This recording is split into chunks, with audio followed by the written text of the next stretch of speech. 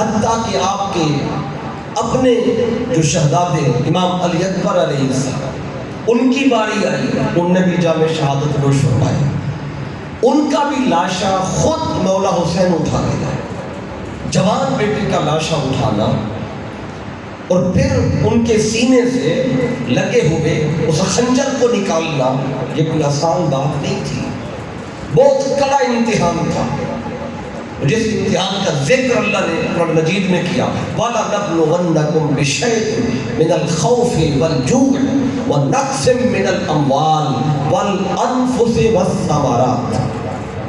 ہم ضرور بالضرور تمہیں آزمائیں گے، کچھ خوف سے، کچھ مال کی کمی سے، کچھ جان سے، جان دینے سے، اور پھر کچھ ثمرات کا معنی جہاں پہ مفسرین نے یہ پھل، چونکہ جو درخت پہ پھل لگے وہ بھی پھل ہوتا ہے، اور جو انسان کی اپنی اولاد ہو اس کو بھی ثمر کہا جاتا ہے، لیکن اس سے بھی آزمائیں گے۔ تو کربلا کے میدان میں امام حسین علیہ السلام کو ان ساری آزمائشوں سے گزارا گیا، آنکھوں کے سامنے بیٹے بھی شہید ہوئے، مال بھی گیا، خوف بھی سامنے لایا گیا، بھوک بھی تھی، پانی بھی بند تھا، کھانا بھی بند تھا، حتیٰ کہ اپنی جان بھی اللہ کے سپرد کر دی، لیکن اس سارے معاملے میں ایک لمحے کے لیے بھی حسین کے قدم ڈگمگائے نہیں۔ کیوں ایسا کیوں؟ ہمارے یہاں چھوٹا سا ہم ایکسیڈنٹ ہو جائے اور کسی کا خون نکل رہا ہو، ہم آواز کھو بیٹھتے ہیں، سمجھ نہیں آتی کیا کریں، اچانک خبر آ جائے، میسج آ جائے، گھر میں کسی کی وفات ہو گئی، 10-15 منٹ میں ہوش نہیں رہتا، سمجھ نہیں آتی کیا کرنا ہے، کدھر جانا ہے، انسان ہوش کھو بیٹھتا ہے، لوگ سنبھال رہے ہوتے ہیں، لیکن ادھر حسین ہے کہ آپ کی آنکھوں کے سامنے گھر شہید ہو رہے ہیں، بچے شہید ہو رہے ہیں، لیکن اس سب کے باوجود آپ استقامت کے ساتھ کھڑے ہوئے اور آخر میں تلوار اٹھا کے خود بھی میدان میں جا رہے ہیں۔ یہ نہیں دیکھا کہ تو اکیلا ہوں، ہزاروں لوگ ہیں، میں جاؤں گا تو کیا بنے گا، کیا کر پاؤں گا، یہ سوچ کے بیٹھے نہیں، بلکہ آخری دم تک تلوار اٹھا کے یزیدیوں کو جہنم واصل کرتے رہے۔ آپ کہیں گے اتنی استقامت، اتنی بہادری، اتنی دلیری یہ کہاں سے آئی، اتنا صبر کہاں سے آیا؟ آج اس کا بھی راز قرآن کی روشنی سے سمجھتے ہیں، اتنی ہمت کیسے ہے۔ اور مولا حسین کو جب آپ گھر سے نکلے تھے، مدینہ چھوڑا تھا، مکہ پہنچے، مکہ چھوڑا، کربلا کا رخ کیا، قدم قدم پہ حسین کو علم تھا میں اپنی مقتل گاہ کی طرف جا رہا ہوں، جانتے تھے، تو پھر رکے کیوں نہیں؟ ہاں، اسی بات کو ہم نے سمجھنا ہے۔ بہت ساری حدیث ہیں جس میں یہ پتہ چلتا ہے کہ آپ کو بچپن سے پتہ تھا کہ میں نے کربلا میں شہید ہونا ہے۔ اور حدیث پاک میں آقا صلی اللہ علیہ وسلم نے خود اپنی زندگی میں امام حسین علیہ السلام کی شہادت کی خبر دے دی تھی، اور آپ کی شہادت کا بتا کر میرے آقا کی آنکھوں سے آنسو بھی نکلے۔ آج بعض لوگ یہ جو کہا جاتا ہے کہ شہادت حسین کا ذکر کر کے رونا، یہ کہاں لکھا ہے، کس کی سنت ہے، کیوں غم کیا جاتا ہے، کیوں سوگ کیا جاتا ہے؟ میرے آقا نے اپنی زندگی میں غم حسین میں رونا اسے اپنی سنت بنا دیا۔ جو آقا دیکھ رہے تھے نگاہ نبوت سے، ایک وقت آئے گا جب میرے بیٹے حسین کی شہادت کا کچھ ذکر کیا جا رہا ہوگا تو لوگ کہہ رہے ہوں گے یہ کیوں رو رہے ہیں، ان کی آنکھوں میں آنسو کیوں ہیں، غم کیوں ہے، پریشانی کیوں ہے، سوگ کیوں ہے؟ آقا نے خود اس پہ غم کر کے اس غم حسین کو اپنی سنت بنایا ہے۔ اس پر بہت ساری احادیث ہیں، بس میں ایک دو احادیث کا اس میں ذکر کر دیتا ہوں جس میں آقا صلی اللہ علیہ وسلم نے اپنی حیات ظاہری میں یہ راز بتا دیا تھا۔ راویہ ہے حضرت ام سلمہ رضی اللہ تعالی عنہ ام المومنین، جو کہ آپ کے گھر کا یہ معاملہ تھا، آپ گھر کے اندر تھی۔ اور اپنے گھر میں دیکھا کہ امام حسن علیہ السلام اور امام حسین علیہ دونوں شہزادے کھیل رہے تھے. تو دونوں شہزادوں کو آقا کھیلتا دیکھ کے میرے آقا خوش ہو رہے تھے. تو اتنے میں ایک فرشتہ آیا، جبریل امین آ گئے. حضرت ابی وائل شقیق بن سلمہ یہ روایت کرتے ہیں حضرت ام سلمہ سے رضی اللہ تعالیٰ عنہ سے، اور یہ حدیث امام طبرانی کی معجم الکبیر میں آئی ہے.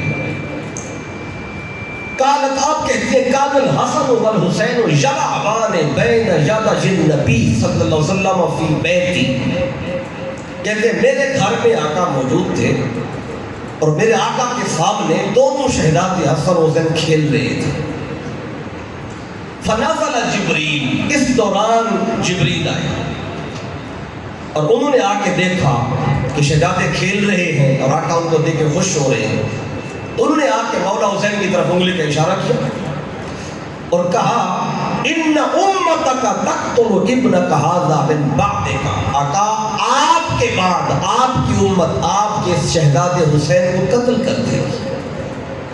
جب آقا نے یہ سنا کہ میری بیٹا حسین شہید ہوگا اور یہ امام حسین کی عمر 4 سال کے روری موت تھی جب یہ بتایا جا رہا ہے، تو یہ سنتے ہی فبقى رسول اللہ صلی اللہ علیہ وسلم، حضور کی آنکھوں سے آنسو بہہ پڑے، رونے لگے میرے آقا. تو شہادت حسین کا سن کر اگر کسی کی آنکھ سے آنسو نکلے تو یہ مصطفیٰ کی سنت ہے. آقا اپنی زندگی میں آنسو بہا دیے میرے آقا تاکہ یہ میری سنت رہے. اب جب آنکھوں سے آنسو نکلے بدمہ الى صدرہ، اور مولا حسین کو اٹھا کے آقا نے اپنے سینے سے لگا لیا، پیار کیا. اور پھر جبریل نے کہا کہ آقا میں وہ مٹی بھی آپ کو دکھا دوں جہاں آپ کے شہزادے کو قتل کیا جانا ہے، کربلا کی مٹی. تو فرمایا ہاں لے آؤ مٹی.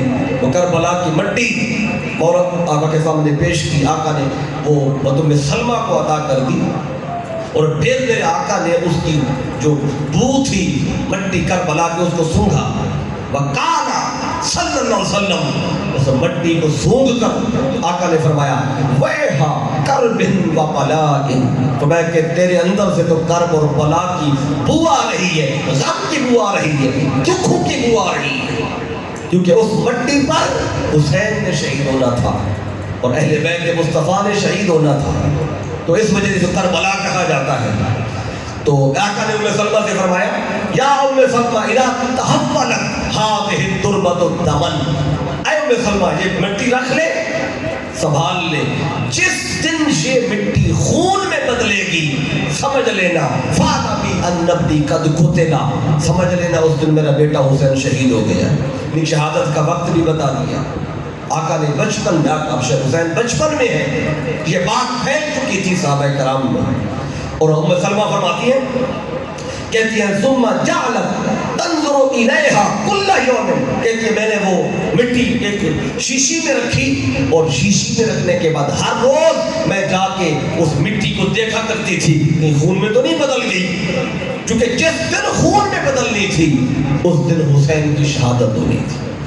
اور پھر ایک دن آیا جب یہ مٹی خون میں بدل گئی اور یہ خبر بھی میرے آقا نے خود آ کے خواب میں حضرت ام سلمہ کو عطا فرمائی تھی. اب اس حدیث کا بھی کچھ حصہ آپ سماعت کر لیں. یہ حدیث جامع ترمذی کے اندر ہے، سیاہ ستہ کے اندر. آج بعض لوگ یہ بھی اعتراض کرتے ہیں، کہتے شہادت حسین کا ذکر تو تاریخ میں ملتا ہے، تاریخی بات ہے، کتنی سچ ہے کتنی جھوٹ ہے. میں آپ کو تاریخ نہیں، میں آپ کو حدیث سے بتا رہا ہوں کہ حدیث میں شہادت حسین کا ذکر ہے اور آقا خود کر کے جا رہے ہیں. اور پھر 61 ہجری کو 10 محرم کے دن جس دن حسین کی شہادت ہو رہی ہے اس دن بھی مصطفیٰ خواب میں آ کے ام سلمہ رضی اللہ تعالیٰ عنہ کو بتا کے جا رہے ہیں. 10 محرم کا دن تھا، ادھر شہادت حسین کا وقت تھا. حضرت ام سلمہ گھر میں بیٹھ کے رو رہی تھی تو آپ کی بیٹی آپ کے پاس آئی جن کا نام سلمہ ہے. انہوں نے آ کے اپنی والدہ سے کہا کہ آپ کیوں رو رہی ہیں؟ وہی تب آپ رو رہی تھی فقلت، تو سلمہ کہتی ہے میں نے پوچھا ما یبکی، اے ام سلمہ آپ کو کس بات نے رلایا ہے، آپ کی آنکھوں میں آنسو کیوں ہیں؟ قالت، تو آپ بولی، ام سلمہ بولی رأیت رسول اللہ صلی اللہ علیہ وسلم تعنی فی المنام، کہتی ہے ابھی ابھی میں نے اپنے مصطفیٰ کو خواب میں دیکھا، آقا آئے، میرے آقا نے فرمایا من رآنی فی المنام فقط رآنی، جس نے مجھے خواب میں دیکھا اس نے حقیقت میں مجھے دیکھا ہے۔ یہ بات سمجھے کہ شاید ایسے ہی کوئی بات میں کہ جو خواب میں دیکھ رہا ہے وہ حقیقت میں مجھے دیکھ رہا ہے، مجھے ہی دیکھ رہا ہے۔ تو آپ نے دیکھا آقا تشریف لائے، وَعَلَىٰ رَأْسِهِ وَلِحْيَتِهِ تُرَابٌ، اور آقا کے سر مبارک پہ، داڑھی مبارک پہ گرد ہے، مٹی کا آلود ہے داڑھی مبارک کا۔ تو فقل، تو کہتے میں نے آقا سے کہا مالک یا رسول اللہ صلی اللہ علیہ وسلم، حضور کیا ہوا آپ کو، آپ کی داڑھی میں مٹی ہے، سر مبارک میں مٹی ہے، گرد ہے، کیوں ہے؟ قال صلی اللہ علیہ وسلم، تب آقا نے فرمایا شہید تو قتل الحسین آنفا، اے ام سلمہ ابھی ابھی میں اپنے بیٹے حسین کی شہادت دیکھ کے آیا، میرا بیٹا حسین شہید ہو گیا ہے۔ ادھر آقا نے یہ خبر دی، حضرت ام سلمہ کی آنکھ کھلی، کہتی ہے میں دوڑ کے اندر گئی، جو شیشی میں مٹی رکھی تھی جو آقا نے دی تھی اپنی حیات ظاہری میں 50 سال پہلے، کہتی میں نے جا کے وہ شیشی اٹھائی، کیا دیکھا وہ شیشی میں جو مٹی تھی اب وہ مٹی نہیں رہی تھی، اب وہ خون میں بدل گئی تھی۔ تو پہلی خبر یہاں خود میرے آقا نے گھر والوں کو بتائی، کیونکہ سوشل میڈیا کا دور تو نہیں تھا کہ خبر چلتی کہ یہ ہو گیا وہ ہو گیا، آقا نے خود آ کے بتایا گھر میں۔ پھر حضرت عباس، ان کو بھی میرے آقا صلی اللہ علیہ وسلم نے خواب میں خود خبر دی۔ حضرت عبداللہ ابن عباس وہ سو رہے تھے، ان کے بھی خواب میں آقا آئے اور آ کے یہی خبر دی ہے، اور انہوں نے پھر باقیوں کو بتایا کہ آج حسین شہید ہو گئے۔ تو شہادت کی خبر آقا پہلے بتا چکے، صحابہ کرام کو پتا، ام المومنین کو پتا، اور خود آگے دیکھیں مولا کائنات مولا علی شیر خدا کو بھی پتا تھا حسین نے کہاں شہید ہونا ہے، جگہ کا بھی علم تھا۔ اب وہ جگہ کا خود بتاتے ہیں، ایک دن مولا علی شیر خدا علیہ السلام آپ جا رہے تھے سفر پہ، صفین کی طرف جا رہے تھے جنگ کے لیے، تو راستے میں جب نینوا کے مقام پہ پہنچے، نینوا، اب یہ جو حدیث ہے جس میں مولا علی شیر خدا خود بتا رہے ہیں شہادت گاہ حسین، یہ امام احمد بن حنبل مسند میں حدیث لائے، یعنی جو حدیث کی مستند کتاب ہے امام احمد بن حنبل اس کو روایت کرنے والے ہیں اپنے مسند میں۔ پھر مصنف ابن ابی شیبہ میں بھی حدیث آئی ہے، طبرانی کی معجم الکبیر میں بھی آئی ہے، اور پھر مسند ابو یعلا میں بھی آئی ہے۔ اب یہ ساری حدیث کی کتابیں، اس میں شہادت امام مقام کا مولا علی شیر خدا اپنی زندگی میں بتا کے جا رہے ہیں۔ کیوں بتا رہے؟ کیونکہ ان کو آقا نے بتایا تھا۔ اب یہ وہ شہادت ہے جس کا چرچا شہادت حسین سے پہلے ہو رہا تھا، اور حسین کو پتا تھا میں نے کربلا میں شہید ہونا ہے، سال کون سا ہے، دن کون سا ہے، یہ بھی سارا آقا بتا گئے تھے، پھر بھی قدم ڈگمگائے نہیں۔ کیوں؟ اسی راز کو ہم نے آج قرآن سے سمجھنا ہے۔ اتنا صبر استقامت کیسے ہے؟ بس اس حدیث کا تھوڑا سا خلاصہ سمجھ لیں۔ مولا کائنات جب جا رہے تھے صفین کی طرف، فلما ہاذا نینوا، جب نینوا کے مقام پہ پہنچے، فنادى علی، وہاں کھڑے کھڑے مولا علی نے آواز دی، اصبر ابا عبداللہ، اصبر ابا عبداللہ، اے ابو عبداللہ صبر کرنا، اے ابو عبداللہ صبر کرنا۔ ابو عبداللہ یہ مولا حسین کی کنیت تھی، آپ کو کہا جاتا ہے۔ صحابی جو ساتھ تھے، قل تو صحابی کہتے ہیں وماذا، اے علی ایسا کیوں کہہ رہے؟ اور اس وقت آپ فرات کے کنارے پہ کھڑے ہوئے تھے۔ تو راوی کہتے ہیں اے علی سامنے تو کوئی بھی نہیں ہے، حسین تو یہاں نہیں ہے، وہ تو اپنے گھر میں ہے، آپ صفین کی طرف سفر میں ہیں، ساتھ بھی نہیں ہے حسین، تو پھر کیوں کہہ رہے ہیں اے ابو عبداللہ صبر کرنا؟ تب مولا علی فرماتے ہیں کہ اس فرات کے کنارے پر کھڑے کھڑے مجھے مصطفیٰ کا فرمان یاد آ گیا جو آقا نے مجھے بتایا تھا اپنی زندگی میں. یہ دور مولا کائنات تھا, آپ کا دور خلافت تھا, اور میرے آقا کو وصال فرمائے ہوئے 30-32 سال ہو گئے. اب اس وقت آپ آقا کا وہ فرمان آپ کو یاد آیا اور آپ سنا رہے ہیں, تاکہ ایک دن میں آقا کی بارگاہ میں حاضر ہوا. وَأَيْنَاهُ تَفِيضًا, کیا دیکھا, مصطفیٰ کی آنکھوں سے آنسو جاری ہے. یعنی آقا شہادت حسین میں ایک دفعہ نہیں روئے, مصطفیٰ بار بار روئے, آنکھوں سے آنسو جاری. کہتے ہیں قلت یا نبی اللہ, مولا علی فرماتے ہیں میں نے آقا سے عرض کیا حضور اغضبک احد, کیا کسی نے آپ کو غضبناک کیا ہے, کہ تکلیف دی ہے, پریشان کیا ہے کہ آپ کی آنکھوں سے آنسو جاری ہیں؟ آقا فرماتے ہیں نہیں, کسی نے مجھے ایسی بات نہیں کی, تو پھر آنسو کیوں ہیں؟ تو میں کالا بل کام من عندی جبریل قبل, اے علی تھوڑی دیر گزری ہے, ابھی جبریل مجھ سے ہو کے گیا ہے اور مجھے ایک بات بتا کر گیا ہے. وہ بات کیا ہے؟ اس نے مجھے بتایا فحدثنی ان الحسین یقتل بشق الفرات, مجھے بتا کر گیا ہے ابھی جبریل کہ آپ کے بیٹے حسین کو فرات کے کنارے پر آپ کی امت نے قتل کر دیا. جگہ بھی بتا دی, فرات کا کنارہ ہوگا. اب مجھے بتائیں, جب فرات کے کنارے حسین پہنچے, کربلا کی مٹی کا پتہ چلا, جب وہاں قدم رکھا, پوچھا یہ کون سی جگہ ہے؟ لوگوں نے کہا یہ کربلا ہے. میں ہاں یہی وہ جگہ ہے جس کا میرے نانا نے مجھے بتایا تھا, یہی تو ہم نے آنا تھا. پھر آپ نے خیمے لگائے جہاں مولا کائنات نے صفین پہ جاتے جاتے یہ بھی بتایا یہ جگہ ہے جہاں حسین کا خیمہ لگے گا, یہ جگہ ہے جہاں سواریاں بیٹھیں گی, یہ جگہ ہے جہاں وہ آرام کریں گے. اب جس جگہ پر بیٹھنا تھا, قیام کرنا تھا, مولا علی شیر خدا وہ بھی اپنے ساتھیوں کو اپنی حیات میں بتا رہے تھے. حالانکہ شہادت بعد میں جا 15 سال بعد جا کے ہو رہی ہے, بلکہ 35 ہجری سے آگے جا کے 25 سال بعد جا کے شہادت ہو رہی ہے. اتنا وقت گزرا ہے, لیکن اتنا عرصہ پہلے مولا علی بھی بتاتے جا رہے ہیں.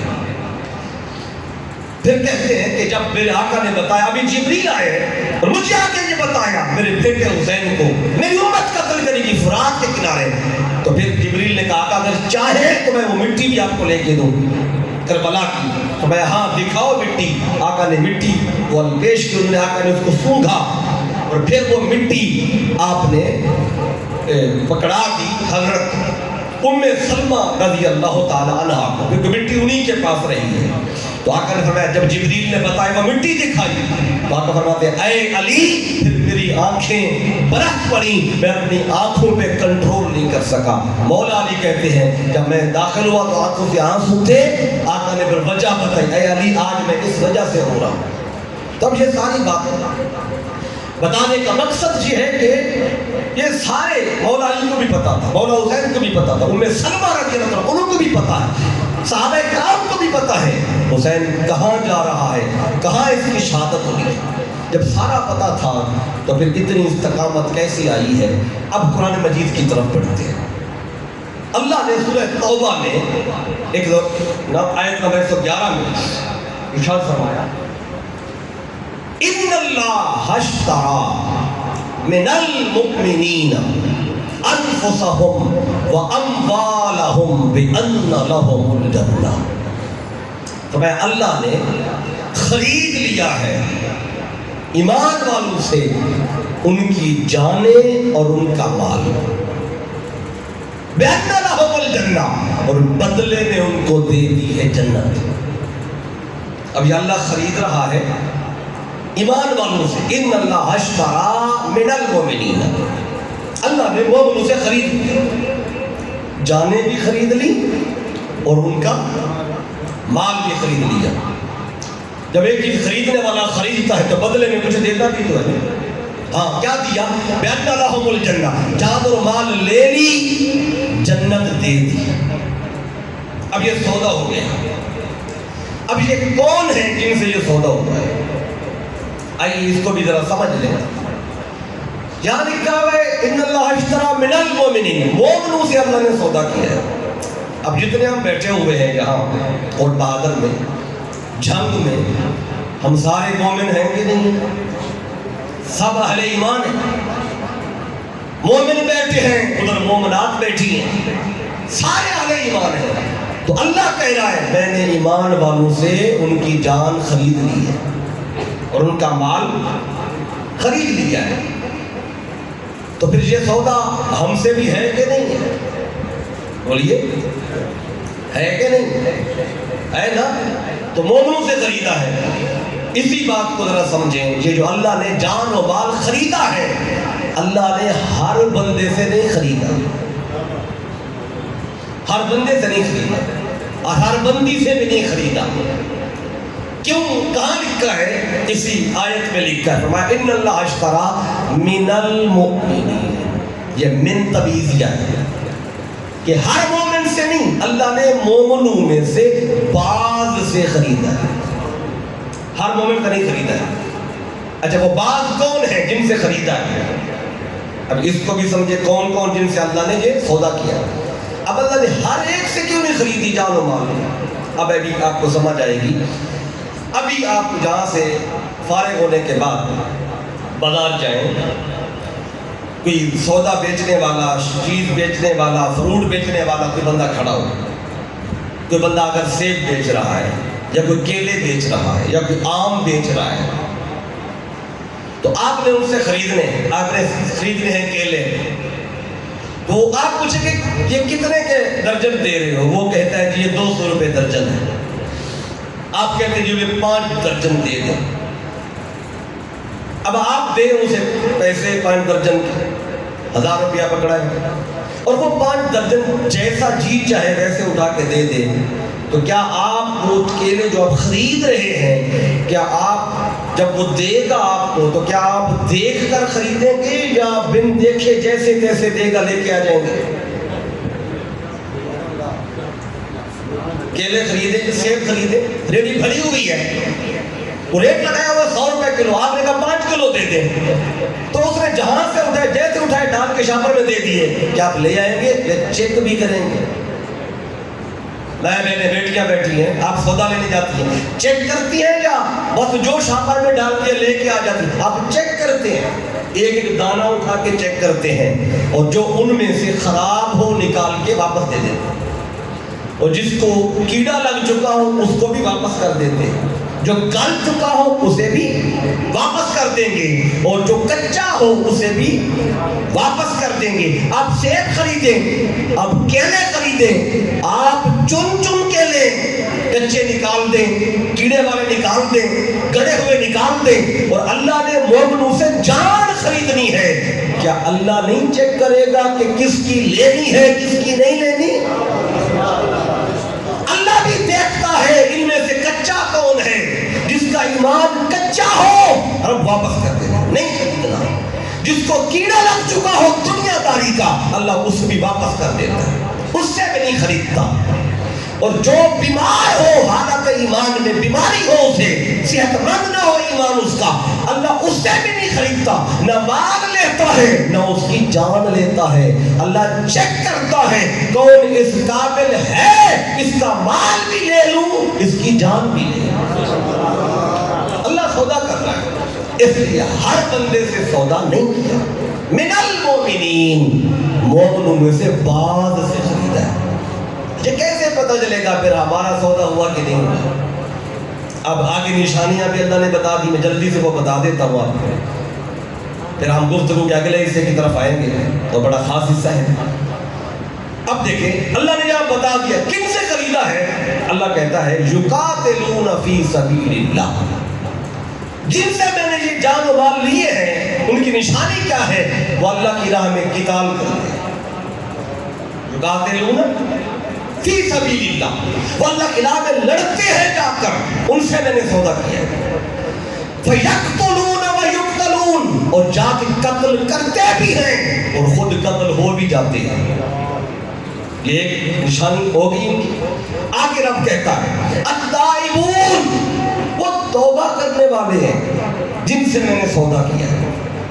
آگے فرمایا العابدون، وہ عبادت گزار بھی ہے، الحامدون وہ ہر حال میں اللہ کی حمد و شکر بیان کرنے والے، السائحون وہ روزے دار ہیں، الراکعون وہ رکوع کرنے والے ہیں، الساجدون وہ سجدے کرنے والے ہیں۔ اب یہ ساری نشانیاں دیکھتے جائیں، جن میں یہ ہیں اللہ نے ان سے سودا کیا۔ اب ایک نگاہ کربلا پہ ڈالیں، کربلا میں کیا ہے؟ یقاتلون فی سبیل اللہ، پہلی نشانی کربلا میں موجود ہے، اللہ کی راہ میں لڑ رہے ہیں، فیقتلون قتل کر رہے ہیں، فیقتلون اور خود قتل ہو بھی رہے ہیں، یہ نشانی بھی پائی گئی۔ اور آگے رب کہتے ہیں التائبون، ان میں توبہ کرنے والے بھی ہیں۔ تو کربلا میں ایک تائب بھی آیا جس کا نام ہے حر، آیا مولا حسین کے پاس، کہنے لگا میں نے آپ کا راستہ روکا، کئی دن آپ کو روکے رکھا یہاں پہ، مجھے علم نہیں تھا کہ یہ یہاں تک قتل کرنے پہ اتر آئیں گے۔ وہ کہتا ہے میں سمجھتا تھا کہ بس مذاکرات سے مسئلہ حل ہو جائے گا، لیکن میرے علم میں نہیں تھا کہ یہ تو آپ کو قتل کرنے کے در پہ ہیں، اس لیے آئے حسین کیا مجھے معافی مل سکتی ہے؟ مولا حسین نے فرمایا بتا تیرا نام کیا ہے؟ کہا میرا نام ہے حر۔ فرمایا جا تو دنیا میں بھی آزاد ہے تو آخرت میں بھی آزاد ہے، تو توبہ کرنے والے بھی وہاں ہیں۔ پھر آگے فرمایا العابدون، اللہ کی عبادت کرنے والے بھی وہاں موجود ہیں۔ ہاں ہم بھی عبادت کرتے ہیں، ایک عبادت وہ ہے جو کربلا کے صحرا میں ہو رہی ہے، تپتی ریت میں ہو رہی ہے، تلواروں کے سائے تلے ہو رہی ہے۔ اس عبادت پہ اس دن عبادت بھی فخر کر رہی تھی، ان سجدوں پہ سجدے بھی فخر کر رہے تھے۔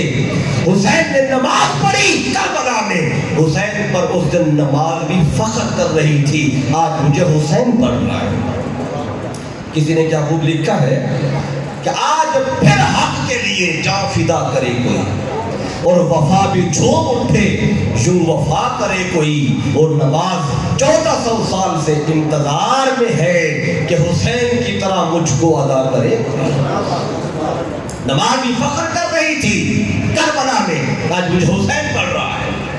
ہم بھی نمازی ہیں، نماز ہستی ہوگی، یہ کیسے نمازی ہیں؟ پڑھتے نماز ہے سوچتے گھر کو ہے، پڑھتے نماز ہے سوچتے دکان کو ہے، پڑھتے نماز ہے سوچتے بیوی بچوں کو ہے۔ ایک حسین ہے سب کچھ لوٹا کے کھڑا ہے، جب اللہ اکبر کی آواز سنی سب کچھ بھول کے رب کی بارگاہ میں سجدے میں آ گئے۔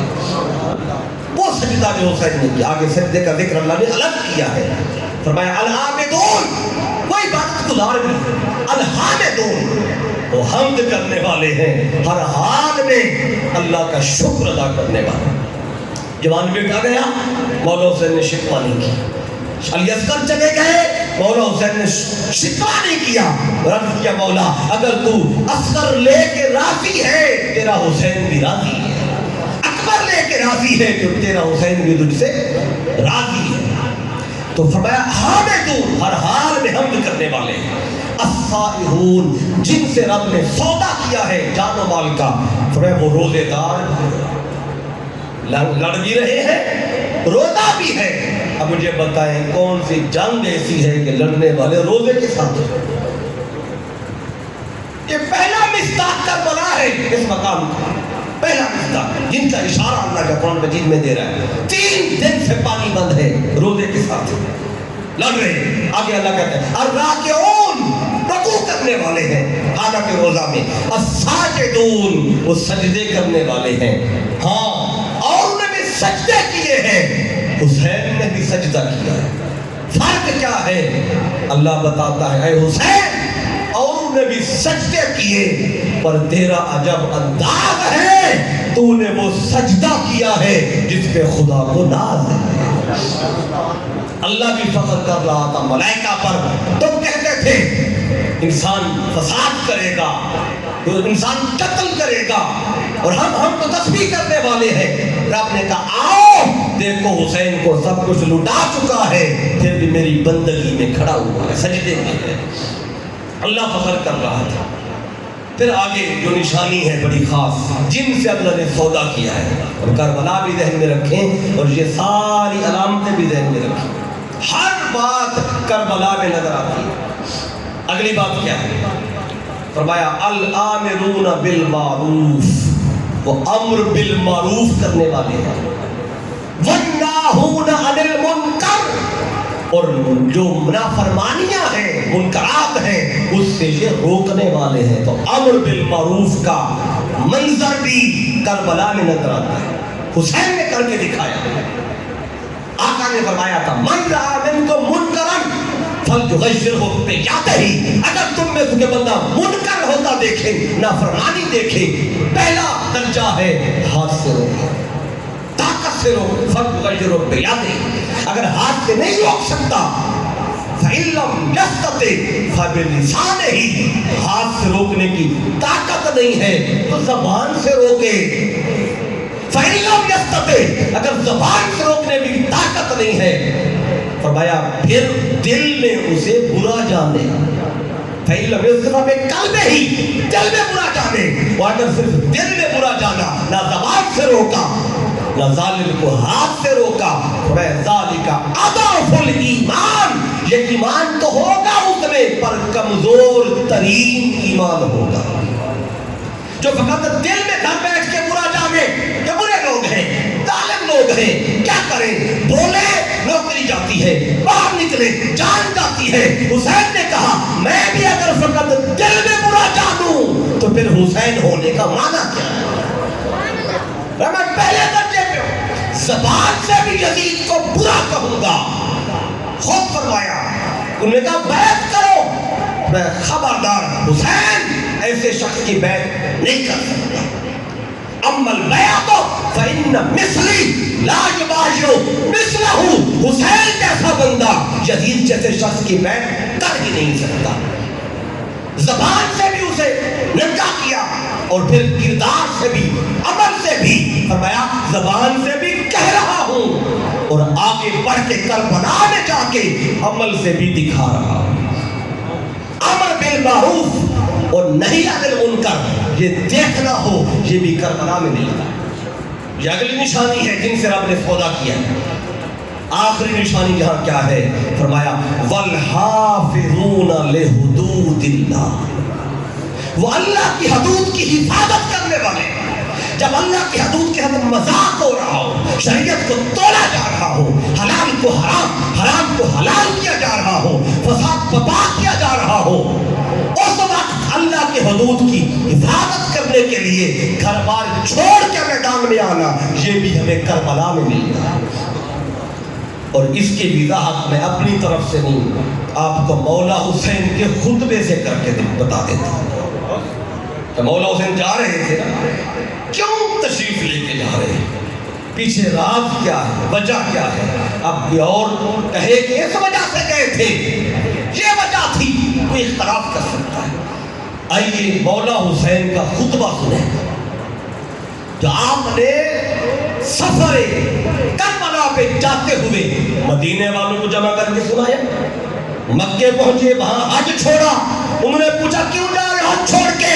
مولا حسین نے خطبہ دیا، اور راستے میں جہاں گزرے لوگ جمع ہوئے، کیوں جا رہا ہوں کربلا؟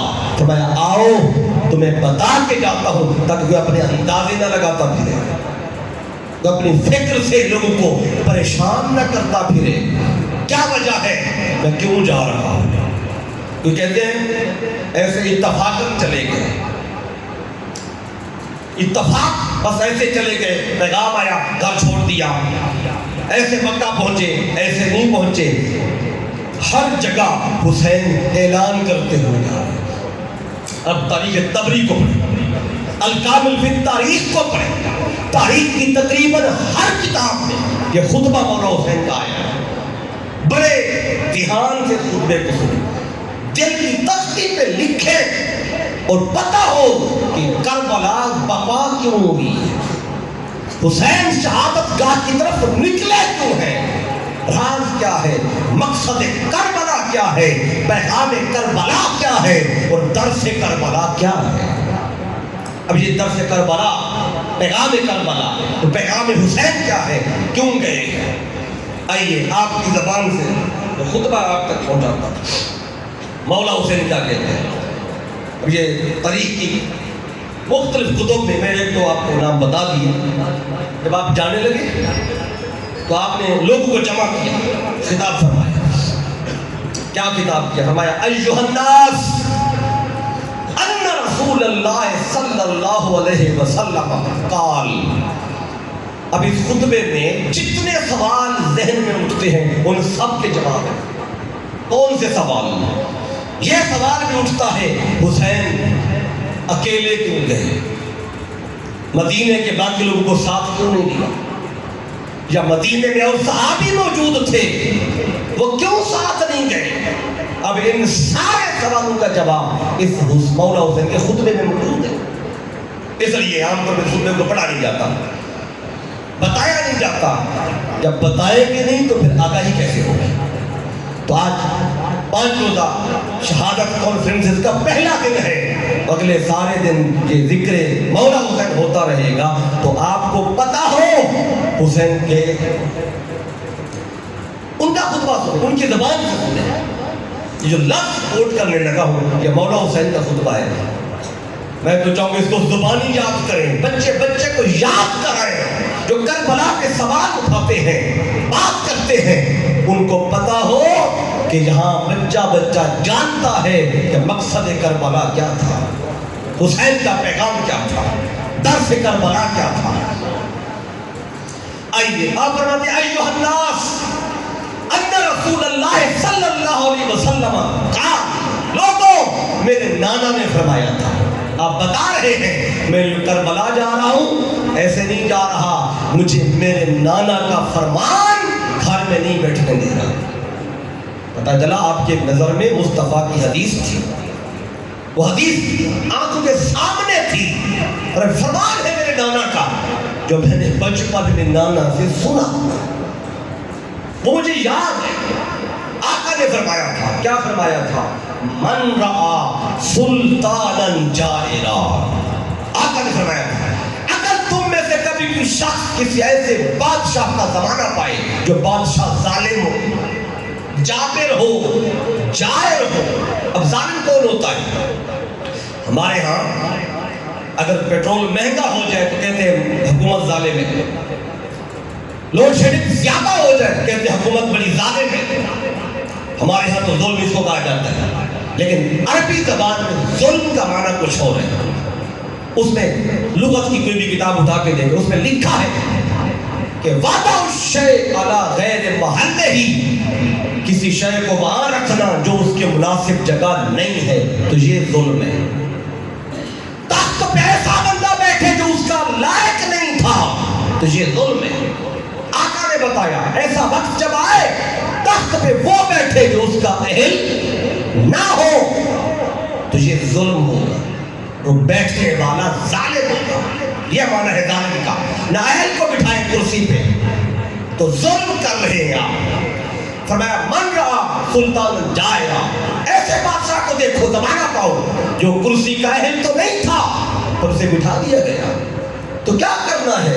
ہاں فرمایا جب وہ اس پہ بیٹھے گا, جب اہل ہی نہیں ہے کرے گا کیا؟ اب دیکھیں آقا نے فرمایا مستحلا لحرم اللہ, ایسا بادشاہ جو اللہ کے حلال کو حرام کر رہا ہو, حرام کو حلال کر رہا ہو. جب ایسے بادشاہ کا زمانہ پاؤ, ناقصاً لعہد اللہ, اللہ کے ساتھ جو عہد و پیمان بندہ کر کے آیا ہے عالم ارواح میں, ان کی نافرمانی کر رہا ہو وہ بندہ, وہ بادشاہ. تو تیسری بات کی مخالفاً لسنت رسول اللہ, اور اللہ کے رسول کی سنت کی مخالفت کرنے والا ہو. یہ ساری چیزیں اس بادشاہ میں پائی جا رہی ہو. پھر کیا ہے؟ یعمل فی عباد اللہ بالاسم والعدوان, اور لوگوں کے لیے نافرمانی کی راہیں ہموار کر رہا ہو, یعنی برائی کو وہ اوپر حکومت کی طرف سے حفاظت دے دے, ہاں برائی کرو ہماری طرف سے اجازت اور حفاظت, برائی کے اڈے کھول دے, اور برائی کے اڈے کھول کے خود وہ حکمران ان کی حفاظت کر رہا ہو کہ لوگوں کے لیے نافرمانی میں ان کی مدد کر رہا ہو. آقا نے فرمایا جس بادشاہ میں یہ 4 باتیں دیکھو تو اس بادشاہ کا دور پالو. پھر کرنا کیا ہے؟ مولا حسین کہتے ہیں آقا نے فرمایا فلم یغیر علیہ بفعل ولا قول, اگر کسی مسلمان نے ایسا زمانہ پایا, ایسا بادشاہ پایا اور پھر جب یہ 4 باتیں اس نے دیکھ لی اور پھر اس کو بدلنے کے لیے اس بادشاہ کا راستہ روکنے کے لیے اپنے قول و فعل سے آگے بڑھ کر اگر اپنا کردار نہ ادا کیا اور گھر میں بیٹھا رہا تو کیا ہوگا؟ کان حقا علی اللہ ان یدخلہ مدخلہ، تو اللہ کو یہ حق حاصل ہے کہ اس مسلمان کا حشر اسی ظالم بادشاہ کے ساتھ کرے جو حشر ہوگا ظالم بادشاہ کا، اس دور کا مسلمان اس کے خلاف آواز نہیں اٹھائے گا، اس کا حشر بھی اسی ظالم کے ساتھ ہوگا۔ مولا حسین نے خطبہ پڑھا اور خطبہ پڑھ کے بتا دیا کہ میں نہیں چاہتا کہ میرا حشر یزید کے ساتھ، اس لیے میں سب سے پہلے یزید کے خلاف اپنی آواز اٹھا رہا ہوں، سب سے پہلے آپ اٹھائیں، اور آپ نے آگے بڑھ کر اس کا راستہ روکا۔ باقی لوگ تھے اہل ایمان، صحابہ کرام ساتھ نہیں گئے۔ کیوں نہیں گئے؟ وجہ ہوئی ہے کیونکہ یہ موقع پہلا تھا کہ جب ظالم حکمران تخت پہ بیٹھا اور پتہ نہیں چل رہا تھا یہ وہی ہے جس کا مصطفیٰ نے فرمایا یا کوئی اور ہے، پہچان نہیں ہو رہی تھی۔ جس نے سب سے پہلے باطل کو پہچانا وہ حسین ہے۔ اگر حسین بھی نہیں پہچانے گا جو وقت کا امام ہے، پھر اور کس نے پہچاننا ہے؟ ساتھ ہی فرمایا انا احق من غیری۔ ابھی باقیوں کو سمجھ نہیں آ رہی یزید کی، یہ بعد میں سمجھیں گے۔ فرمایا میں پہلے بتا رہا ہوں اور پہلے میدان کربلا میں جا رہا ہوں، کیونکہ فرمایا میرا حق باقیوں سے زیادہ ہے۔ کیوں؟ میں اس وقت مصطفیٰ کا نواسہ دھرتی پر صرف حسین ہے۔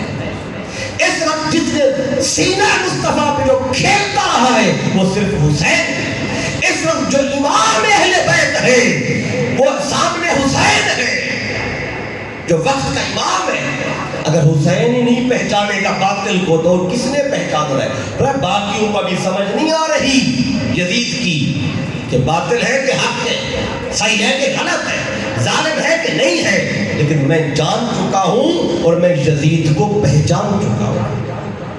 کیوں نہ پہچانتے کہ آقا صلی اللہ علیہ وسلم نے بھی حدیث میں میرے آقا نے خود اپنی زندگی میں یزید کا نام لے کر بتایا تھا کہ اس نے میری سنت کو بدلنا ہے۔ اب وہ حدیث بھی موجود ہے، اب میں صرف اس حدیث کا اشارہ دے دیتا ہوں جس میں میرے آقا صلی اللہ علیہ وسلم نے یزید کا نام لیا اور نام لے کر نومینیٹ کر کے بتایا کہ کون ہوگا جس نے اس نظام کو بدلنا ہے۔ اولو من یبدل سنتی، اور جس شخص نے سب سے پہلے میری سنت کو بدلنا ہے، رجل یسلمہ، جو میرے نظام کو بدلے گا، میری سنت کو بدلے گا۔ آقا کہتے ہیں من بنی امیہ، وہ بنو امیہ میں سے ہوگا۔ آگے نام بتا دیا یقال لہ یزید، اس کا نام یزید ہوگا۔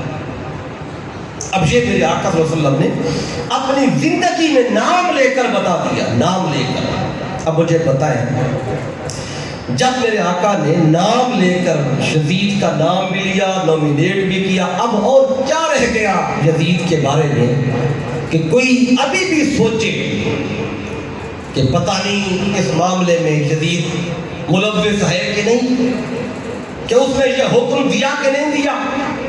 اب حدیث تو خود بتا رہی ہے، میرے آقا خود بتا رہے ہیں اور امت کو سمجھا رہے کہ جس شخص نے سب سے پہلے میری سنت کو بدلنا ہے، یہ چونکہ حدیث ہے، تاریخ نہیں حدیث کا، تو اس کا حوالہ بھی آپ سمجھ لیں، ریفرنس بھی دیکھ لیں کہ کہے کہاں لکھی ہے۔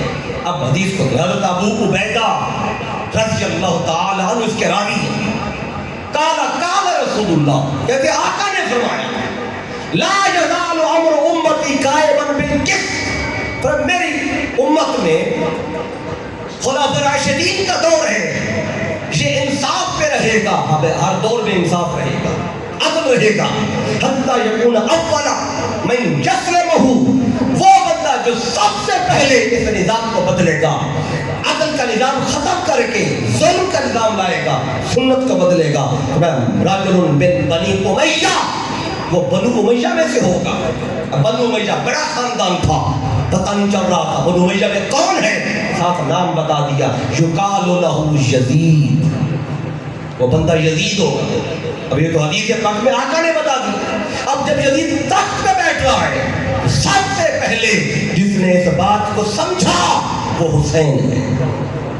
پتہ چلا اب یزید بیٹھ گیا ہے، سنت کو بدلنے والا۔ ادھر مصطفیٰ کا فرمان بھی سامنے آ گیا کہ آقا نے فرمایا تھا ایسا بادشاہ دیکھو جو جائر ہو، ظالم ہو، اور وہ سنت کو بدلنے والا ہو، حلال کو حرام، حرام کو حلال کرنے والا ہو، اور اللہ کے دین کی نافرمانی کرنے والا ہو، عہد و پیمان کو توڑنے والا ہو۔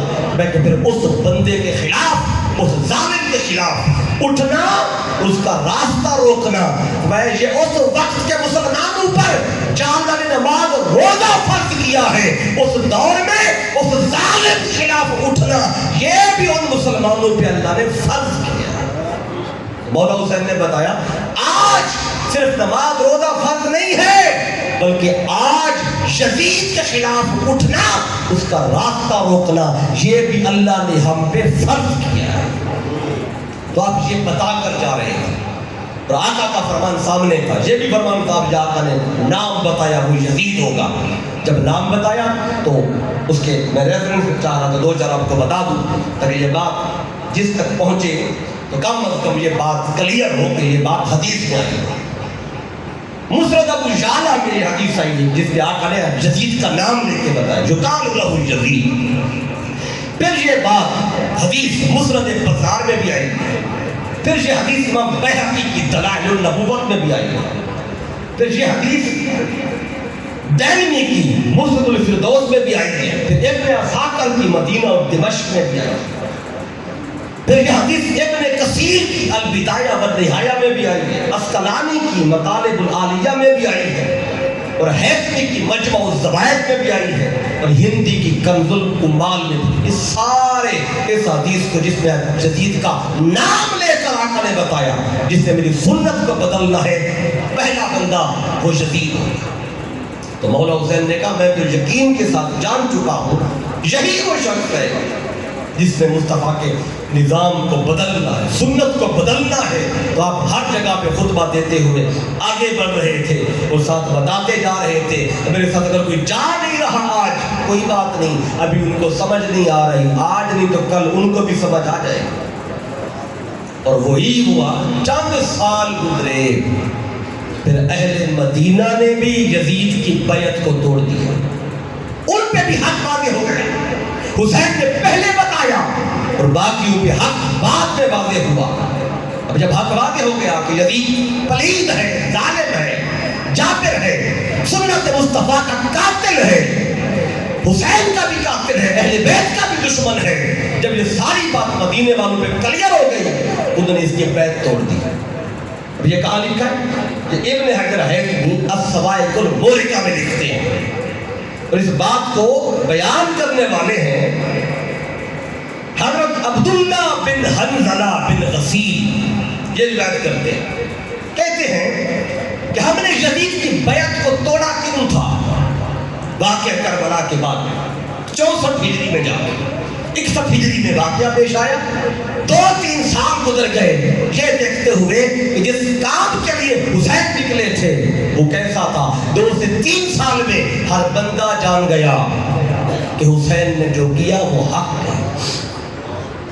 اب انہوں نے کیوں بیعت توڑی؟ اب وہ ان کے الفاظ بھی سمجھ لیں، ایسے نہیں بیعت توڑی، اب اسے دیکھا حال یزید نے کیا کیا۔ کہتے ہیں یزید کو خبر نہیں تھی، وہ تو گھر بیٹھا تھا، باقی جنگ میں جو لوگ گئے انہوں نے قتل کیا۔ چلے مان لے تھوڑے وقت کے لیے، جو 2-3 سال بعد پھر جو گزرے ہیں اس کا کردار کیا ہے اب وہ خود بتانے والے اہل مدینہ ہیں۔ عبداللہ بن حنظلہ بن غسیل کہتے ہیں واللہ ما خرجنا علی یزید، کہتے ہیں اللہ کی قسم ہم شاید یزید کی بیعت کو نہ توڑتے۔ کیوں توڑی ہے بیعت؟ حتی خفنا ان نرمی بالحجارۃ من السماء، کہتے ہیں ہمیں ڈر لگ گیا یزید کے کردار اور کرتوت دیکھ کر کہ اس کی بد کرداری وجہ سے کہیں آسمان سے پتھروں کی بارش نہ ہو جائے. عمل اس کے کرتوت ایسے تھے, کام ایسے کرتا تھا, نافرمانیاں کرتا, حلال کو حرام, حرام کو حلال, سنت کو بدلنا, اپنی مرضی کی شریعت لانا, یہ کام تھا یزید کا. اب اہل مدینہ کہتے ہیں کرتا کیا تھا؟ کہنے لگے ان کان رجلا, یہ ایسا بندہ تھا یزید, ینکحو امہات الاولاد والبنات والاخوات ویشرب الخمر ویدع الصلاۃ. یہ کردار بتایا اہل مدینہ نے. کیا کرتا تھا؟ کہ ماؤں سے نکاح کر لیتا, بیٹیوں سے نکاح کرتا, بہنوں سے نکاح کرتا, جائز قرار دیا کہ جاؤ ماں سے کر لو تمہاری مرضی, بہن سے کر لو تمہاری مرضی, بیٹی سے کر لو تمہاری مرضی. یہ شریعت اور نظام کو بدل رہا, سنت کو بدل رہا تھا. اہل مدینہ نے شہادت حسین کے بعد 3 سال بعد یہ منظر آنکھوں سے دیکھا. اس نے حکم دیا جاؤ جو کرنا ہے کرو, جائز قرار دیتا ہوں, جتنی بیویاں رکھنی ہے رکھو. شریعت میں 4 تھیں ایک وقت میں, اس نے کہا جتنی رکھنا چاہتے ہو جائز ہے. خود بھی رکھی ہوئی تھی اس نے. نظام بدل رہا تھا اور یہ بات حسین پہلے جان چکے تھے, اس لیے آگے بڑھے تھے, راستہ روکا تھا. آئیے یہ کہتے ہیں کہ بیٹیوں سے, بہنوں سے, ماؤں سے نکاح کو جائز قرار دیتا تھا. وَيَشْرَبُ الْخَمْرَ, شراب پانی کی طرح پیتا تھا. وَيَدَعُ الصَّلَاةَ, نمازیں بھی چھوڑ دیتا تھا, کبھی پڑھ لی کبھی چھوڑ دی. شراب پیا, موج کی. اب یہ اس کا کردار ہے جو اہل مدینہ نے بتایا. تو جب مدینے والوں نے پتا چلا بھی میری بیعت توڑ دی ہے, اب دیکھ اس نے کیا کرتوت کیے. فَأَرْسَلَ فَأَنَّهُ بَلَغَهُ أَنَّ أَهْلَ الْمَدِينَةِ خَرَجُوا عَلَيْهِ وَخَانَعُوهُ. جب اسے خبر ملی کہ مدینے کے لوگ تو میرے خلاف اٹھ کھڑے ہوئے, بیعت میری توڑ دی ہے, تو کیا کیا؟ اب مدینے کا حال دیکھیں. فَأَرْسَلَ لَهُمْ جَيْشًا عَظِيمًا, فوج بھیج دی, جاؤ مدینے جا کے جو جی میں آتا ہے کرو, بس میری کرسی نہیں جانی چاہیے. جو میرے خلاف آواز اٹھائے قتل کر, جو گردن اٹھائے کاٹ دو. میں جو کروں, کوئی بولے زبان بند کرا دو, کسی کو بال دے کے بند کرا دو, نہیں کرتا زبان بند, مال سے قتل کرا دو. یہ یزیدی نظام ہے, یہ یزید کی فکر ہے, یہ یزید کی سوچ ہے, اس وقت سے آ رہی ہے. کہ کوئی خلاف اٹھ رہا ہے تو باہر کو جاؤ. مدینے کا حرم بھی پامال کر دیا, فوج بھیج دی. اور جب وہ آئے فَأَرْسَلَ لَهُمْ جَيْشًا عَظِيمًا, بڑا لشکر آیا, بڑی فوج بھیجی مدینے میں. وَأَمَرَهُمْ بِقِتَالِهِمْ, جاؤ حکم دیا قتل کر دو سب کو جو سر اٹھاتا ہے. وَكَانَتْ وَقَعَةُ الْحَرَّةِ, واقعہ حرہ پیش آیا مدینہ. اب اس میں ہوا کیا؟ اب اہل مدینہ میں جب پہنچے وہاں پہ فوج, تو کیا کیا فوج نے؟ سنیں, کہتے فوج جب وہاں پہنچی ہے حتیٰ فُتَّ نَحْوُ ثَلَاثَمِائَةِ بِکْرٍ, وہاں فوج نے پہنچ کر 300 کنواری لڑکیوں کی عزت کو پامال کیا. مدینے کے 300 جوان لڑکیوں کی عزت تار تار کر دی, اور مدینے کی حرمت کا بھی خیال نہیں کیا. یہ یزید نے فوج میں, جاؤ جو جی میں آتا ہے کرو, سب جائز ہے. تو انہوں نے جا کے پھر مدینے کی حرمت کو پامال کیا, اور بعد جا کے 300 کنواری لڑکیوں کی عزت تار تار کی. وَقُتِلَ مِنَ الصَّحَابَةِ نَحْوُ ذَلِكَ, 300 صحابیوں کو مدینے کی گلیوں میں پکڑ کے قتل کیا, مدینے میں خون بہایا. یہ شہادت امام حسین کے بعد اس کا کردار آپ کو بتا رہا ہوں. جب جو مدینے کے لوگوں پہ ظاہر ہوا بعد میں, جب انہوں نے بیعت توڑی پھر اس نے فوج بھیج دی. آگے کیا ہوا؟ وَمِن قُرَّاءِ الْقُرْآنِ نَحْوُ 700 نَفْسٍ, 700 حفاظ قرآن کو قتل کرایا. وَأُبِيحَتِ الْمَدِينَةُ أَيَّامًا, کہا جاؤ کئی دن تک مدینے میں قتل کرنا اور یہ نافرمانیاں کرنا. جدید نے کہا جاؤ میں تمہارے لیے حلال کرتا ہوں جو جی میں آتا ہے. فَلَمْ يَمْكِنْ أَحَدًا تخون مسجدہا، پھر مسجد نبوی بند کرا دی، بندہ اس میں کوئی نہیں آ سکتا تھا، حتی دخلت الکلاب والذئاب، مسجد نبوی میں جب کتے نظر آتے تھے، جب بھیڑی نظر آتے تھے، گھوڑے باندھ دیے، بندہ کوئی نہیں جا سکتا تھا۔ مسجد نبوی کی حرمت بھی کمال کی، مدینے کے شہر کی حرمت کمال کی، جوان بیٹیوں کی عزت دار کی، صحابہ قتل کرائے، حافظ قرآن قتل کرائے۔ اب یہ 64 ہجری میں یہ معاملہ پیش ہے۔ اب جب مدینے میں یہ ہوا، مکے والوں کو پتا چلا کہ یہ ہو چکا ہے مدینے میں، تو اس نے کہا، اب دیکھ مکے والوں نے دیکھا مدینے میں یہ ہو چکا ہے، تو انہوں نے بھی اس کی بیعت توڑ دی، ہم بھی اس کو نہیں مانتے۔ جب پتا چلا اہل مکہ نے بھی میری بیعت توڑ دی ہے، تو اس نے ثم سار جیشہ ھذا الی قتال ابن زبیر، عبداللہ بن زبیر کے بعد لشکر بھیجا، جاؤ اس سے جا کر لڑائی کرو، فرموا الکعبۃ بالمنجنیق، پھر اس نے فوج بھیجی، پتھر مارے منجنیق کے ذریعے، کعبے کی دیوار پہ پتھر مارے، کعبے کا غلاف پتھر پہ پتھر لگنے سے آگ جلی، غلاف جلنے لگا، ادھر غلاف کعبہ جل رہا تھا، ادھر اس کو پیٹ کا درد ہوا، اور وہیں جہنم واصل ہوا۔ یہ اس کا کردار ہے، اور یہ سارا منظر مولا حسین کہتے ہیں میں آنکھوں سے دیکھ رہا ہوں، اس لیے تو اس کے خلاف سب سے پہلے جا رہا ہوں، پر میں جا رہا ہوں، انا احق من غیری، اگر کوئی میرے ساتھ نہیں جا رہا، میرا گلہ کوئی نہیں ان سے، کیوں کہ اس وقت جو مجھے نظر آ رہا ہے ابھی ان کو نظر نہیں آ رہا، جب دیکھیں گے سب سمجھ جائیں گے۔ یہی ہوتا ہے جو وقت کا امام ہوتا ہے، وہ پہلے دیکھ لیتا ہے، وہ پہلے بتا دیتا ہے یہ ہونے والا ہے، اور باقی کہتے رہتے ہیں نہیں ایسا نہیں ہو سکتا، اور جب 10-12 سال بیتتے ہیں پھر ہر بندہ کہتا ہے ہاں اس نے ٹھیک کہا تھا۔ یہی بات ہر دور میں باطل اور جو ظالم ہوتا ہے اس کو پہچاننا ہر بندے کی بس کی بات نہیں ہوتی۔ جو وقت کا امام ہوتا ہے اور جو حسین کا غلام ہوتا ہے وہی باطل کو پرکھتا ہے، وہی اس کا راستہ روکنے کے لیے اپنا کردار ادا کرتا ہے۔ تو یہ میں آپ کو بتا رہا تھا کہ مولا حسین سارا آنکھوں سے دیکھ کر بھی کربلا کی طرف جا رہے ہیں، قدم نہیں ڈگمگا رہے، کیوں؟ اللہ کہتا ہے یہ حسین سے میرا سودا ہو گیا تھا۔ حسین نے جان و مال اللہ کو دے دی تھی، اور بدلے میں رب نے کیا دی؟ جنت۔ تو جب سودا ہو چکا ہو، جان بھی رب کو دے چکا حسین، مال بھی رب کو دے چکا، تو پھر رب کی مرضی حسین کو جہاں بھی لے جائے۔ اب جان رب کو دیتی ہے، اب رب جہاں بھی لے جائے۔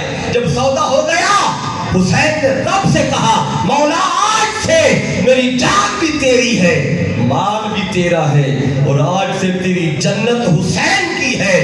اے میرے مولا اب تیری مرضی، حسین کو کربلا لے جا، تیری مرضی مینا لے جا۔ یہ سودا ہے رب کا۔ تو اس لیے تو اس بات کو یوں کہنا کوئی کہے نہیں دھوکے سے بلایا اور دھوکا ہوا، اگر کوئی یہ کہے نا دھوکا ہوا تو یہ حسین کی ذات کے خلاف ہے، کیونکہ حسین دھوکے میں نہیں گئے، حسین سارا کچھ جان کر گئے۔ ہر شے میں نے آپ کو حدیث پاک سے بتائی، بچپن سے جانتے تھے میں نے جانا ہے، قربانی دینی ہے، اس امتحان میں نکلنا ہے اور کامیاب بھی ہونا ہے۔ دھوکا نہیں تھا، جو کہتے دھوکے سے اسے بلایا، وہ ذرا اصلاح کر لیں۔ حسین دھوکے میں تو جا ہی نہیں رہا تھا، حسین سارا کچھ دیکھ کر جا رہا تھا، اور قدم قدم پر خطبہ دے کے جا رہا تھا۔ اگر دھوکا ہے پھر خطبہ کس کام کا؟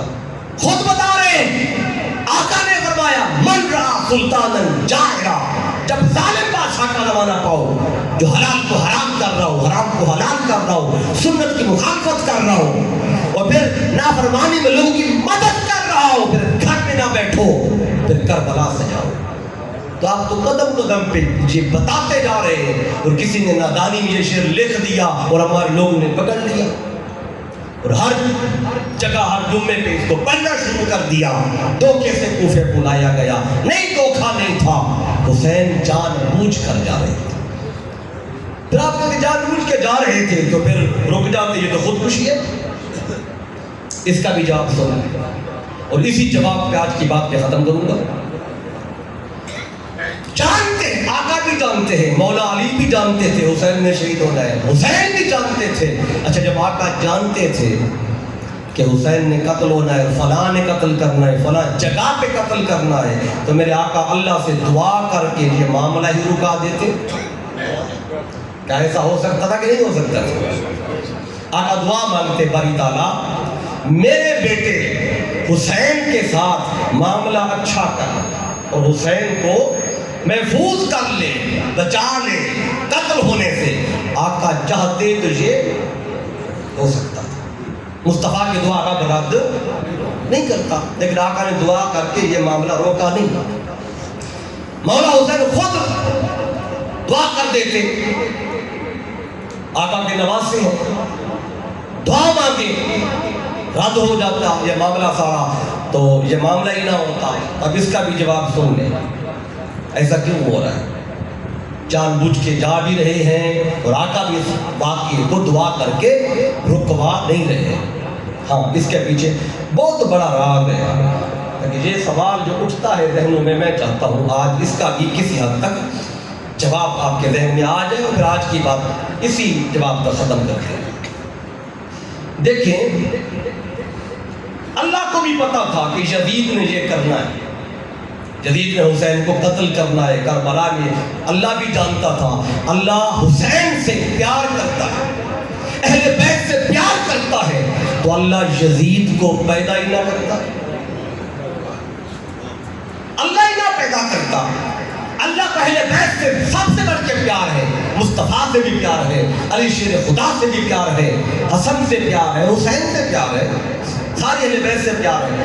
جو اتنے پیارے ہیں رب کو، تو اللہ تعالیٰ یزید کو پیدا ہی نہ کرتا، یہ واقعہ پیش نہ ہوتا. کیوں ہوا یہ سارا؟ سنیں، اللہ کا ایک نظام عدل ہے. آقا نے دعا کر کے یہ معاملہ نہیں ٹالا، مولا علی نے بھی دعا نہیں کی کہ مولا ایسا ہو ہی نہ، یہ یزید مر جائے پیدا ہوتے ہی، ایسا نہیں تھا. کیوں کہ اہل بیت کے سامنے نظام عدل تھا. اللہ کا عدل کیا ہے؟ اللہ عادل ہے. کیا مطلب؟ عادل کا معنی یہ ہے کہ عدل یہ ہے کہ جرم سے پہلے مجرم کو سزا نہیں دی جا سکتی. جب تک مجرم جرم نہیں کرتا سزا نہیں دی جاتی. آقا دعا کر کے بولے سے ختم کر دے. کیوں؟ ابھی جرم تو نہیں کیا. دیکھیں اس پہ مولا علی کی ایک بات سنیں. مولا کہ جب کوفے پہنچے نا، لوگ بیعت کر رہے تھے آپ کے ہاتھ پہ، اتنے میں ابن ملجم بھی آ گئے آپ کے ہاتھ میں بیعت کر، آپ کے ہاتھ پہ ہاتھ رکھا، آپ نے مسکرا کے اس کی طرف دیکھا. جب وہ چلا گیا تو آپ نے صحابہ سے فرمایا، تابعین سے فرمایا، میں جان لو کہ اس بندے کو دیکھ لو، یہ میرا قاتل ہے. صحابہ نے عرض کیا امیر المومنین یہ آپ کا قاتل؟ فرمایا ہاں یہی قاتل ہے. کہا پھر جانے کیوں دیا اس کو؟ اجازت دیتے ہم اسے گرفتار کرتے مار دیتے. فرمایا قاتل تو ہے میرا پر ابھی قتل کیا تو نہیں نا. مجرم کو جرم سے پہلے تو نہیں پکڑا جا سکتا. اس پہ قرآن سے بھی ایک بات سمجھ لیں، ساری بات واضح ہو جائے گی. اللہ نے قرآن مجید میں واقعہ ہے ابلیس بیان کیا 6-7 بار.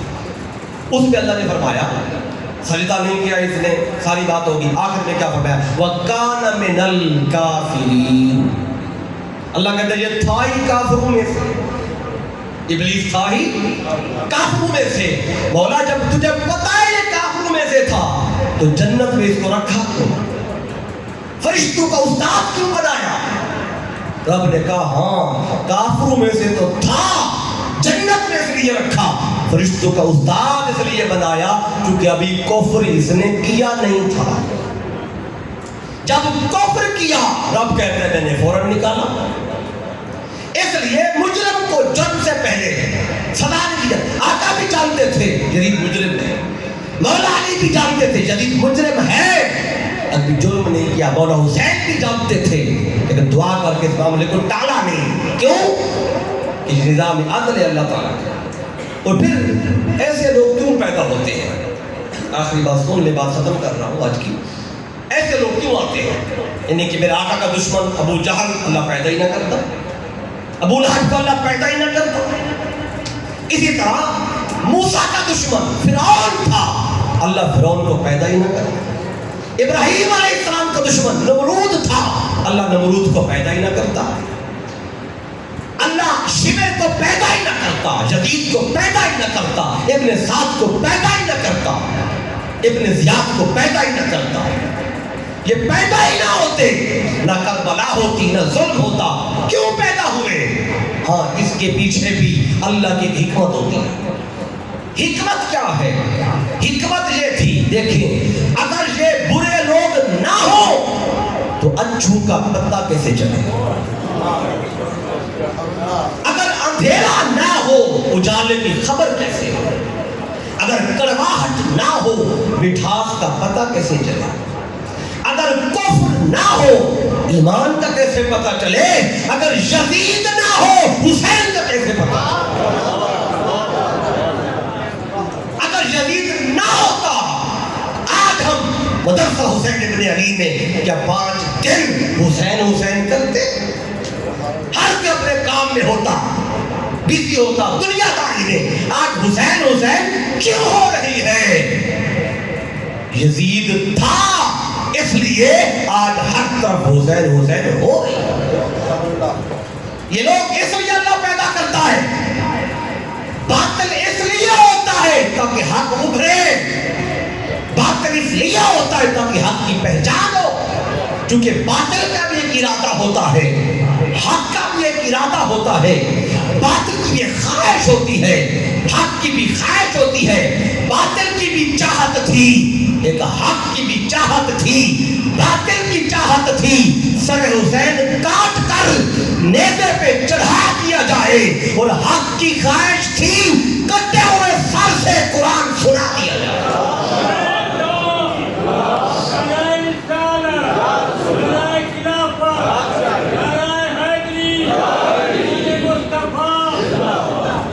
اور کٹے ہوئے سر سے دنیا نے کلام سنا، سر حسین نے کلام کیا۔ وہ بات بھی آپ کو بتا دوں، ایسے کوئی مت سمجھے کہ جیسے ہوائی بات ہے کہ حسین کے سر نے کلام کیا۔ کلام کرنا سر حسین کا روایت میں آیا ہے، ثابت ہے۔ اب دیکھیں شہادت ہو چکی، سر حسین دمشق کے بازار میں ہے اور دھڑ حسین کا کربلا میں ہے، وہاں سر حسین کلام کر رہا ہے۔ دیکھیں بندہ سو رہا ہو، نیند میں ہو، سر دھڑ سے جدا نہ ہو، پھر بھی کلام نہیں کر سکتا۔ دھڑ الگ ہے، سر الگ ہے، پھر بھی کلام جاری ہے۔ ایسا کیوں ہوا؟ کیونکہ شہادت حسین سے پہلے کسی کو پتہ نہیں تھا کہ مر کے بالکل زندہ رہ سکتا ہے۔ شہادت حسین سے کسی کو یہ خبر پہلے نہیں تھی۔ شہید ہوتے تھے لیکن اٹھ کے کلام نہیں کرتے تھے، شہید ہوتے رہے، بولا کوئی نہیں، شہید ہوتے رہے، کسی نے آ کے بتایا کچھ نہیں۔ قرآن کہتا رہا بل حیاء، زندہ ہے شہید، لیکن کسی شہید نے اٹھ کے گواہی نہیں دی۔ قرآن کہتا رہا وَلَا تَقُولُوا لِمَنْ يُقْتَلُ فِي سَبِيلِ اللَّهِ أَمْوَاتٌ، اللہ کی راہ میں جو قتل کیا جائے انہیں مردہ مت کہو، بل حیاء، یہ زندہ ہے۔ قرآن کہتا رہا زندہ ہے، تسلی دیتا رہا زندہ ہے، لیکن کبھی کبھی قرآن کی آیت سوچتی تو ہوگی نا، مولا ہمیشہ میں ہی کہتی رہوں گی کہ تیرا شہید زندہ ہے، یہ کبھی شہید بھی اٹھ کے کہے گا میں سچی ہوں۔ یہ سوال قائم تھا، شہید شہادت ہو گئی مولا حسین کی، اگر اب بھی سوال کا جواب نہ آتا قیامت تک سوال رہتا۔ سر حسین کٹ گیا، دمشق کے بازار میں نیزے پڑ گئے، اور روایت کرنے والے منہال بن عمر وہ کہتے ہیں قال انا واللہ رأیت راس الحسین ابن علی حین حمل وانا بدمشق وبین یدی الناس رجل یقرأ سورۃ الکہف حتی بالغ قولہ تعالی ام حسبت ان اصحاب الکہف والرقیم کانوا من آیاتنا عجبا۔ منہال بن عمر کہتے ہیں میں دمشق کے بازار میں تھا، میرے سامنے سر حسین نیزے پر تھا، آنکھوں سے دیکھا، اور حسین کے سر کے آگے سے ایک بندہ شامی شخص گزرا، وہ قرآن کی آیت پڑھ رہا تھا۔ اصحاب سورہ کہف ہے، ام حسبت ان اصحاب الکہف والرقیم، کیا تم گمان کرتے ہو اصحاب کہف وادی رقیم والے لوگ کانوا من آیاتنا عجبا، ہماری بڑی عجیب نشانیوں میں سے ہیں۔ جو اس نے یہ آیت پڑھی کہ یہ بندہ انہیں عجیب سمجھ رہا ہے نشانیوں میں، سر حسین کو رب نے بولنے کی اجازت دی۔ قال فانطلق اللہ الراس بلسان ضرب، بڑی فصیح زبان میں جلدی سے حسین نے کلام کیا۔ فقال، حسین بولا وہ نیزے پر، اعجبوا من اصحاب الکہف قتلی و حملی، کہا اصحاب کہف کو عجیب سمجھنے والوں، وہ تو سو کے اٹھے، دھڑ بھی سلامت تھا، سر بھی سلامت تھا، دھڑ میرا کربلا میں ہے، سر دمشق کے بازار میں ہے، نیزے پر ہے، میں کلام کر کے بتا رہا ہوں کہ میرا قتل ہونا، نیزے پہ چڑھ جانا، یہ ان سے بھی عجیب ضربہ۔ یہ سن کے لوگ حیران ہو گئے، جس نے قتل کیا تھا خنجر سے حسین کو، وہ بھی سر پکڑ کے کھڑا ہے۔ اب یہ ابن عساکر نے دمشق میں لیا اس حدیث کو، سیوطی نے خصائص الکبریٰ میں بھی لیا۔ اب ہر بندہ حیران کھڑا تھا کہ یہ سر کیسے بول رہا ہے؟ آیت کہتی رہی نا شہید زندہ ہے، آج شہید نے بول کے دکھایا، آیت سچی ہے، آیت ٹھیک کہہ رہی ہے۔ وہ جواب دیا، اور جس نے قتل کیا تھا حسین کو وہ بھی حیران کھڑا تھا کہ خنجر سے قتل کیا ہے، جسے قتل کیا سر الگ کیا وہ تو بول بھی رہا ہے، وہ تو زندہ بھی ہے۔ اس لیے کہا حیران ہے مقتل بھی اور خنجر بھی شرمندہ ہے، حیران ہے مقتل بھی اور خنجر بھی شرمندہ ہے۔ قاتل کی تو موت ہوئی، جو قتل ہوا وہ زندہ ہے۔ قاتل کی تو موت، جس نے قتل کرایا مر گیا، جو قتل ہوا آج بھی زندہ ہے، تب بھی زندہ تھا۔ حسین ہر دور میں زندہ ہے، حسین کا ذکر زندہ ہے، حسین کی فکر زندہ ہے، حسین کا مشن زندہ ہے، حسین کے غلام زندہ ہے۔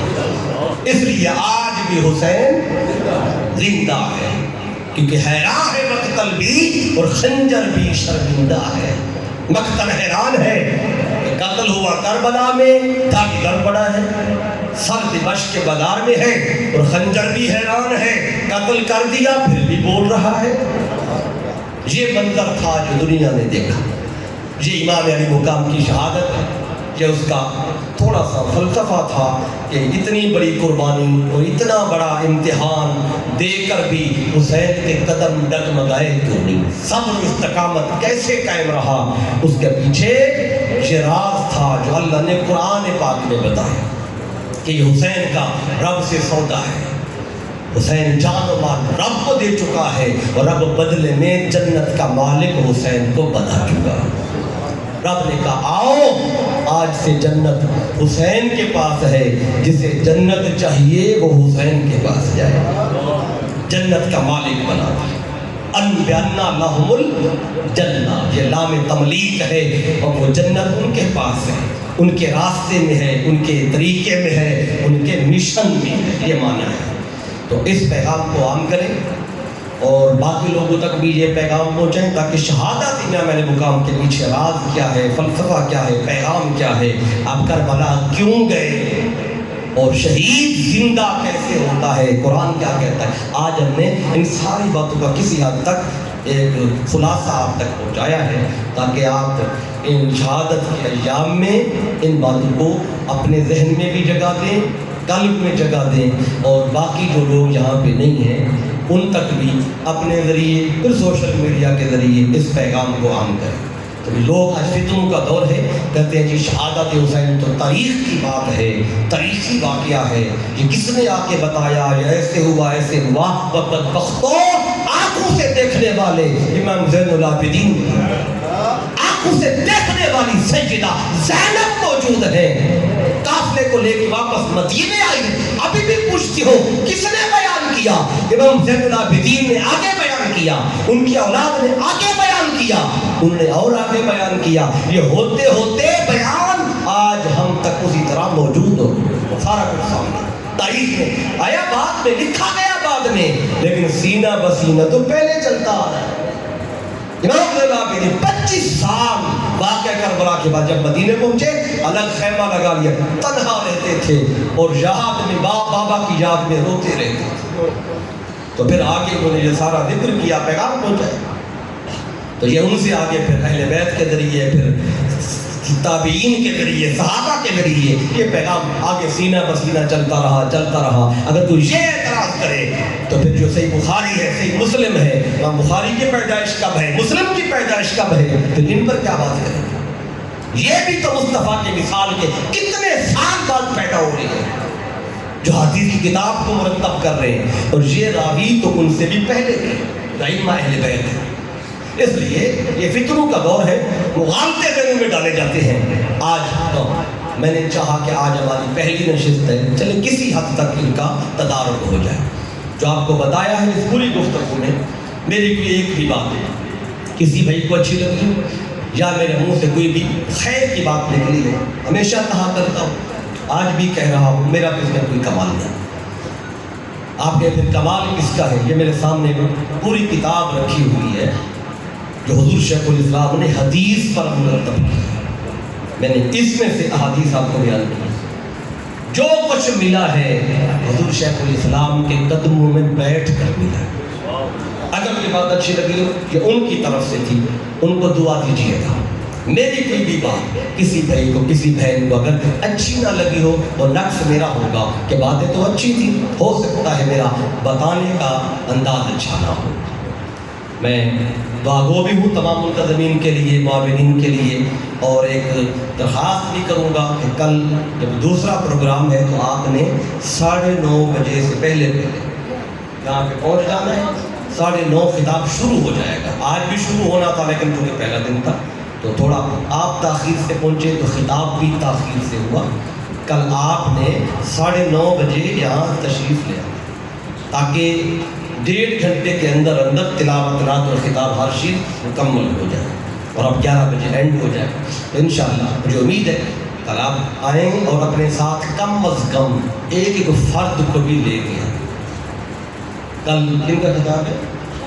علامہ شاہد اقبال دوسری صاحب تشریف لا رہے ہیں، تو حضور شیخ الاسلام کے شاگرد ہیں، بڑا اچھا خطاب فرماتے ہیں، پہلے بھی آپ کئی دفعہ ان کو سماعت کیا ہوگا، تو آپ نے یہ پیغام آگے پہنچانا ہے، کل وقت پہ آنا ہے۔ وما علیہ الا البلاغ۔ اللہم صلی علی سیدنا و اصحاب سیدنا و مولانا محمد وبارک وسلم۔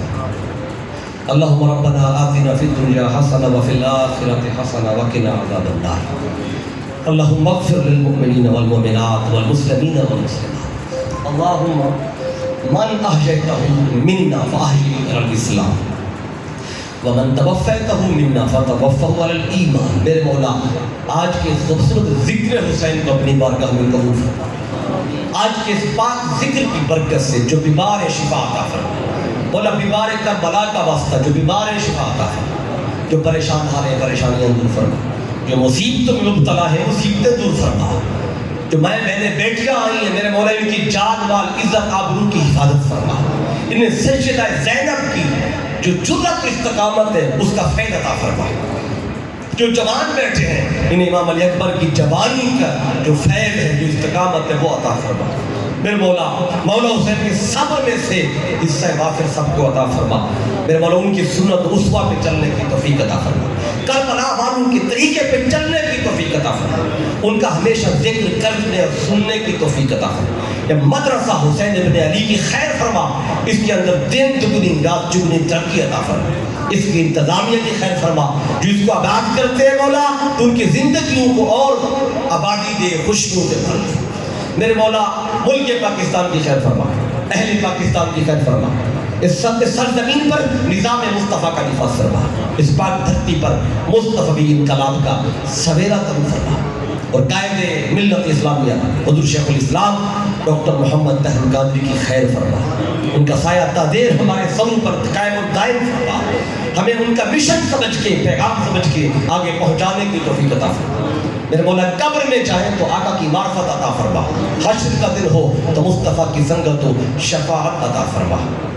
جوان بیٹھے ہیں ان کی جوانی کی حفاظت فرما، جتنے بچے ہیں ان کی بچپن کی حفاظت فرما، جتنے بزرگ بیٹھے ہیں میرے مولا ان کی بزرگی میں برکتیں عطا فرما، پوری علاقے میں برکتوں کا نزول فرما اور رحمت کی بارش عطا فرما، جتنی جہاں ضرورت ہے میرے مولا رحمت کی بارش عطا فرما، طوفان سے محفوظ فرما، نقصان سے محفوظ فرما۔ گھر گر رہے ہیں، عمارتیں گر رہی ہیں، طوفانی بارشیں ہیں، میرے مولا نقصان سے محفوظ فرما، رحمت کی بارشیں ہو، خیر کی بارشیں ہو۔ میرے مولا جو مانگا ہے تو سن چکا، جو نہیں مانگ سکے تو دلوں کے راز جانتا ہے۔ جتنے حاضرین بیٹھے ہیں، مائیں بہنیں بیٹیاں بیٹھی ہیں، جو جائز دعائیں لے کے آئے، میرے مولا سب کی جائز دعاؤں کو اپنی بارگاہ میں قبول فرما۔ اللہم ربنا تقبل دعانا مع جماعت المسلمین کما تقبلت من الانبیاء والمرسلین، وصلی اللہ تعالی علی حبیب خیر خلقہ محمد وعلی آلہ واصحابہ واہل بیتہ اجمعین آمین برحمتک یا ارحم الراحمین۔ ابھی بعد از نماز ظہر منہاج ماڈل سکول غازی والا میں پروگرام ہوگا۔ بعد از نماز عشاء منہاج العباس جامع مسجد علی والا اور حسن